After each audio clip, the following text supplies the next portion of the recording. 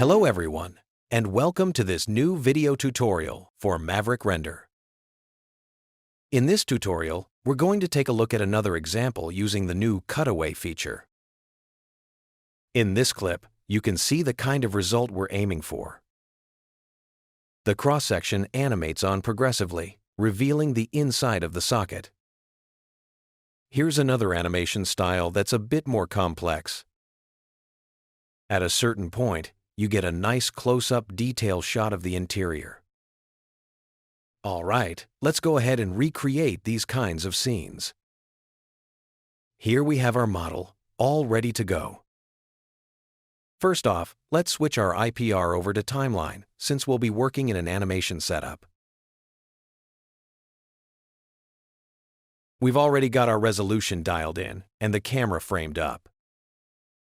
Let's add a bit of dynamics to the lighting. To do that, we'll create a hard spotlight. Let's switch our view to look directly through this light. We'll tweak its position until we find a nice angle. Next, let's drop the light intensity down just a touch. Now, let's drop in a projector. We'll head over to the library, jump into lighting, and then into projectors. You can drag and drop any of these projectors to add a bit of complexity to the lighting. Let's grab one of them and drop it straight into the scene. The projector casts a really interesting shadow. Let's snap back to the light view to adjust the framing. We'll pan around until we get it right where we want it.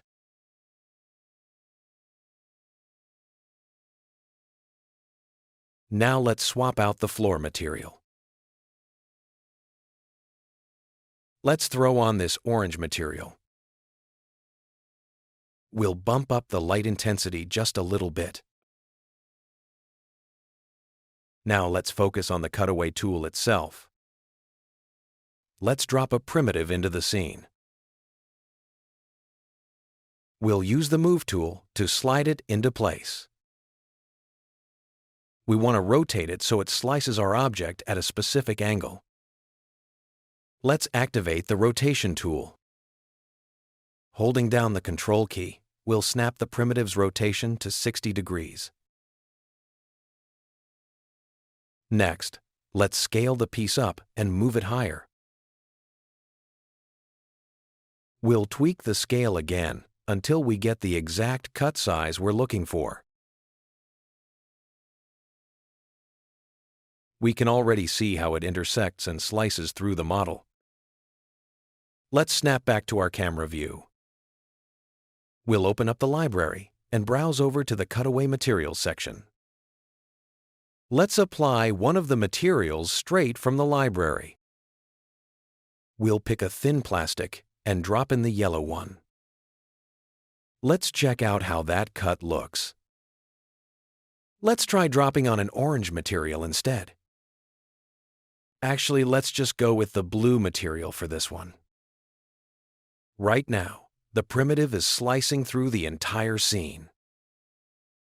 We need to set it up so it only cuts the top part of the socket. Let's hide the primitive for a second. We'll select the group containing the object we actually want to cut. Over in the Trace Sets panel, we'll assign it an ID of 3.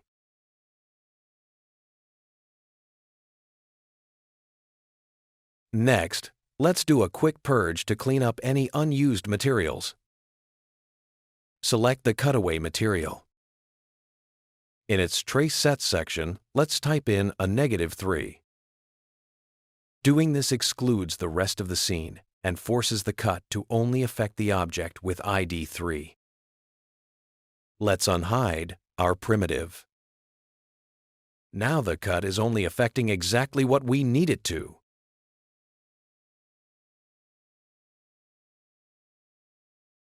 Let's drop in a light from above so we can see the interior a bit better. We'll create a light in the top position. Then, we'll head over to the lighting library and pick a circular gradient. Let's drag and drop it straight onto the top view. We'll tweak its intensity so the inside lights up a bit more. All right, our scene is fully dialed in. We can verify that moving the primitive only slices through our selected object.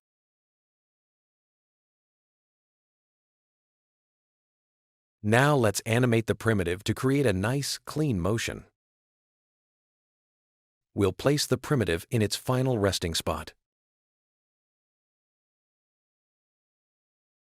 Let's add a transform motion controller and drop it onto the primitive. We'll open the animation panel, where you can see our new node. We want that final position to stay static at the end.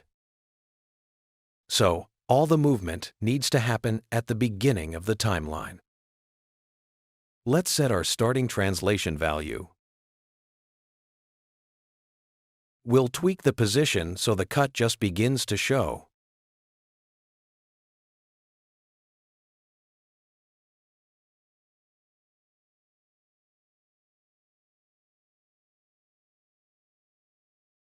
Next, let's bump the node's duration up to 90 frames.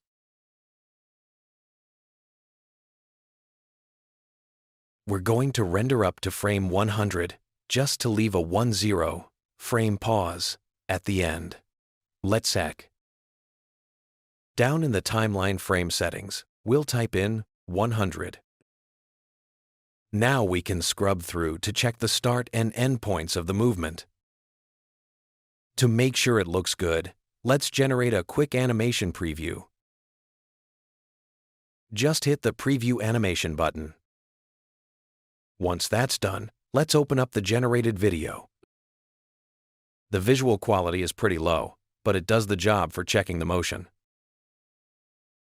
Once we're happy with the timing, let's jump over to the Render panel under the Timeline tab. Let's bump our final resolution up to 1024 by 1024. We'll drop the sampling level down a bit so the render spits out faster. Set your save path in the Output section and hit Final Render. This will kick off the final video render. And finally, we can check out the resulting animation in high quality. We hope this tutorial helps you out when setting up your own scenes. Catch you in the next video.